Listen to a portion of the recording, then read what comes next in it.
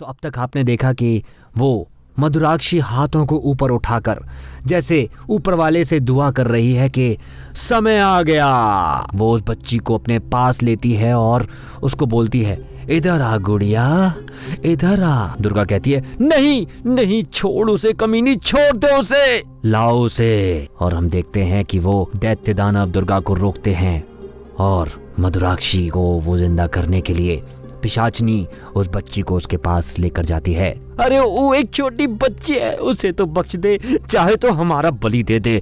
लेकिन दुर्गा अपने आप को छुड़ाने की पूरी जद्दोजहद में लगी हुई है, लेकिन वो दैत्य दानव कहाँ छोड़ने वाले थे। तभी वो बोलती है मुस्कुराकर, तेरी बलि की कोई कीमत नहीं, इस गुड़िया का रक्त ही हमारी महारानी को जीवित कर सकता है। हमको जाने दो, गंदी नाली के कीड़े, हमको जाने दे।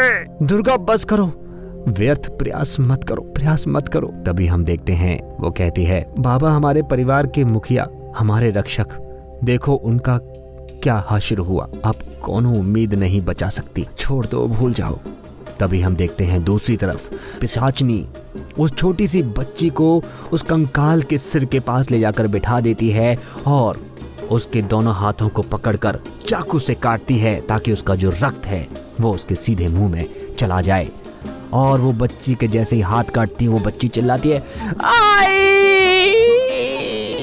और यहाँ पर हम देखते हैं कि जैसे ही वो गुड्डी का रक्त उस पिशाचनी के महारानी के मुंह में यानी कि कंकाल में जाता है, वो एक अलग ही स्वरूप लेना शुरू कर देती है, जैसे कि पुनर्जीवित हो रही हो। तभी हम देखते हैं कि वो बोलती है, पर अभी और जरूरत है आपको महारानी। कोई जरूरत नहीं, उसका रक्त हमारे भीतर है।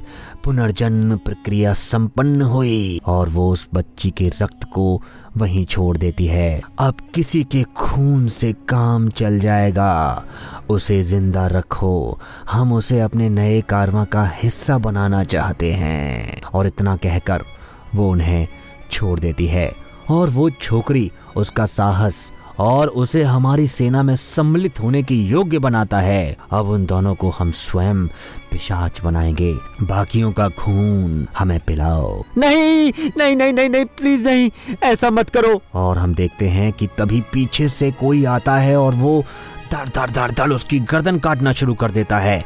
आखिर वो कौन है? नहीं, पिशाचनी जिंदा हो रही है और उन सब का जो रक्त है वो पीना शुरू कर देती है। वहाँ पर वो एक दोबारा से बन जाती है और वो गुड्डी रो रही है। और यहाँ दूसरी तरफ हम देखते हैं कि जो भैरव सिंह था वो बीच में उन सब वेतालों को आकर घूंसों से मारना शुरू कर देता है और वो बोलता है, खेला खत्म, पैसा हजम। अब यहाँ सर्जिकल स्ट्राइक हो चुका है बेटवा, आओ तो बोरिया बिस्तर लपेटकर नरक जाने को तैयारी करो, हमला करो, मुझे उस हरामी के पिल्ले का सर चाहिए। तभी हम देखते हैं वो पिशाचनी उन सब बेतालों को ऑर्डर देती है, लेकिन यहाँ भैरव सिंह रुकने वाला कहाँ था, वो उन सब बेतालों को एक एक करके मारे जा रहा था। वहीं हम देखते हैं कि दुर्गा को एक तरफ एक रस्सी खोलने का जुगाड़ मिलता है, यानी कि वो उस आग से अपने रस्सी को तोड़ देती है। वहां पर दुर्गा भी अपने आप को रिहा कर लेती है और हम देखते हैं कि वो रिहा होने के बाद वहां से कुछ उठाती है और एक चाबुक टाइप का कुछ उसके अंदर गाड़ देती है और ये सीधा का सीधा खंजर उसके पीठ में घुसाने वाले होते, लेकिन पीछे से एक हाथ आता है। वो हाथ किसी और का नहीं बल्कि वो उसके बाबा का होता है। तभी पिशाचनी, साली शातिर कुतिया, तेरी इतनी जरूरत। तभी हम देखते हैं कि दुर्गा को उसके बाबूजी ने दोनों हाथों से पकड़कर उठा रखा है। वहां एक तरफ पिशाचनी के हाथों में वो छोटी सी बच्ची गुड्डी है। तभी वो बोलता है, महारानी भैरवी की शरण में आ जा बेटिया, हम कितना शक्तिशाली हो गया हूँ। तभी वो दुर्गा कहती है, शक्तिशाली कम, घिनौने ज्यादा हो गए हो आप। तभी दुर्गा गुस्से में उसकी आंख फोड़ देती है और वो उसको नीचे फेंक देती है और खुद को भी वो अपने आप को जमीन पर पाती है। तभी हम देखते हैं कि उसकी एक आंख फूटने के बाद वो बोलती है, नहीं, महारानी इन दोनों को जिंदा रखना चाहती है, वो खुद इन्हें अपने हाथों से पिशाचनी बनाएगी। तभी हम देखते हैं, ख्वाब अच्छा है डायन तेरा, दुर्गा कहती है। तभी वो बोलती है पिशाचनी, महारानी की तरह मुझे भी तेरा मनोबल पसंद है, जिसे तोड़ने में मजा ही कुछ और होगा। तभी हम देखते हैं कि वहाँ वो अपने रक्त से उसके मुंह पर थूक देती है। तभी उसको बहुत गुस्सा आता है और उसका जो बाबा था वो उस पर घुर्राता है। और इतनी देर में पिशाचनी कहती है, बोला ना नहीं, तो वो रुक जाता है। पीछे से वो भैरव सिंह उन सभी बेतालों को नष्ट किए जा रहा है, एक एक करके किसी का धड़ से गर्दन अलग करता है, किसी का कुछ, किसी का कुछ। तभी वो बोलता है, इन गीदड़ों का सेवा समाप्त बाबूजी, अब होगा शेरों का दंगल। अपने बिगड़ैल बेटे को कुछ संस्कार देकर आओ, पिशाचनी कहती है। वो कहता है, हाँ। अब हम देखते हैं कि वो बाबूजी और उन दोनों के बीच में महायुद्ध होना शुरू होता है। दोनों एक दूसरे पर शिकार करना शुरू कर देते हैं। भैरव सिंह भी कम नहीं पड़ रहा, वहां वो अपने बाबूजी यानी कि जो इस वक्त पिशाच बन चुका है उसको पूरी तरह से खत्म करने के लिए तैयार हो जाता है। बाबूजी ये सही नहीं है, हम दोनों मिलकर उस कुतिया को ठिकाने लगा सकते हैं। और उसके बाद का एक हम अंधा बूढ़ा था जो अपने बेटों पर आश्रित था, वो निकम्मे बेटे जो हमारे किसी काम के ना आ सके। ये नया जीवन उस तुच्छ जीवन से कहीं बेहतर है। तभी वो भैरव सिंह कहता है, आपका आत्मा भ्रष्ट हो चुका है ना, क्योंकि जिस बाबूजी को हम जानते थे वो असली मर्द थे, वो अब कभी जमीर नहीं बेचते। तभी हम देखते हैं भैरव सिंह उसको इतनी बुरी तरह से घूसा मारता है, वो भी एक कुतिया, सड़ियल कुतिया को। हाँ, यहाँ पर वो कहता है, साले नमक हराम, और वो उसके अंदर उसके गर्दन में छेद कर देता है और उसके अंदर इतनी बुरी तरह से उसको मारता है कि वो अपने बाबूजी के द्वारा अपने गर्दन में उसके जो नाखून थे उनको महसूस कर सकता था। तभी उसको बोलता है, बाबूजी बोलता है, तू एक बस मामूली कीड़ा है, समझा? गलत बाबूजी, आप उस 2 कौड़ी की पिशाचनी के खून से बने हैं और मैं और हम महारानी के शुद्ध खून से। सही कहा, बिल्कुल सही कहा दरोगा बाबू। महारानी बचाओ मुझे, खेला खत्म। हमने तुम्हें बनाया है तो तुम्हें हमारी आज्ञा माननी होगी, छोड़ दो उसे। महारानी पुनर्जीवित हो जाती है। खेला खत्म कहते हुए वो उस पिशाचनी को पकड़ता है और उनकी आज्ञा माननी होगी तुझे कुत्ते।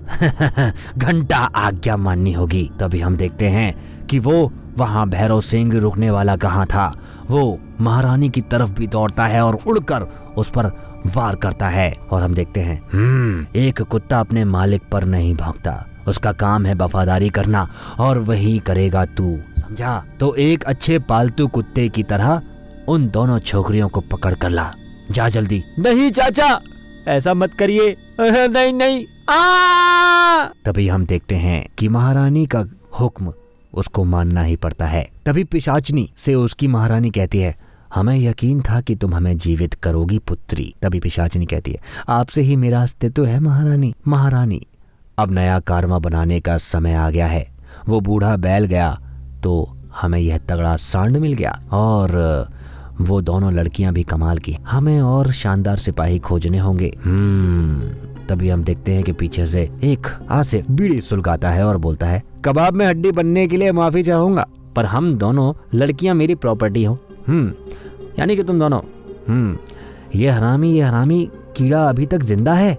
मैंने इसे हवेली में नहीं देखा, मुझे लगा सिंह ने इसे मार दिया। अब उस बूढ़े ने मुझसे झूठ बोला। तभी वो बोलता है, मैं सन की पुलिसियों, खूंखार पिशाचों और बेतालों से बच गया तो वो तुम्हारी मामूली देहाती मुझे क्या मारेगी? जब तू हवेली में मासूम औरतों और बच्चों का कत्लेआम कर रही थी तब मैं वहीं था, तेरी नाक के नीचे एक कोने में छुपा हुआ।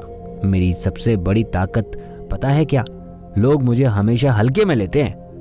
तभी महारानी कहती है, मधुराक्षी, मुझे उसका सर चाहिए। तभी वो उसे कुछ दिखाता है। वो बोलता है, पता है विराटगंज में मेरे पास इफरात समय था तुम्हारी नस्ल पर रिसर्च करने के लिए। शुक्र है इस फोन में आया और पर यहाँ फास्ट इंटरनेट कनेक्शन का।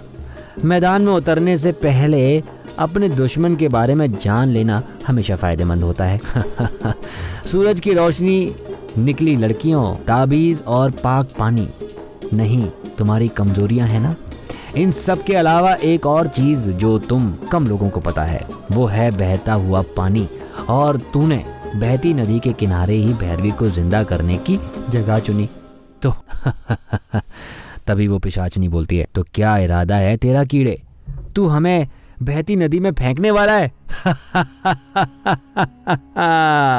तभी वो बोलता है, ना नहीं ना, बहती नदी को तेरे ऊपर फेंकने वाला हूं।